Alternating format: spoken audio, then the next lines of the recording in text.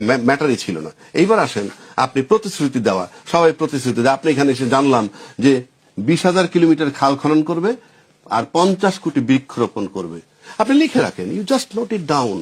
এটা আদৌ বাস্তবসম্মত কিনা আমি ইতিমধ্যে ক্যালকুলেট করলাম।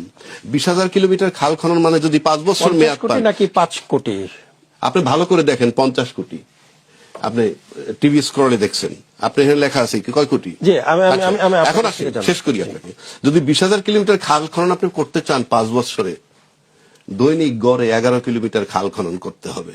আপনি লিখে রাখেন, নোট ইট ডাউন, আমি আপনাকে নোট করে রাখতে বললাম। 50 কোটি বৃক্ষরোপণ যদি আপনি করতে চান, প্রতিদিন 2,73,000 গাছ রোপণ করতে হবে, লিখে রাখেন। দেশটাই তো থাকবে না।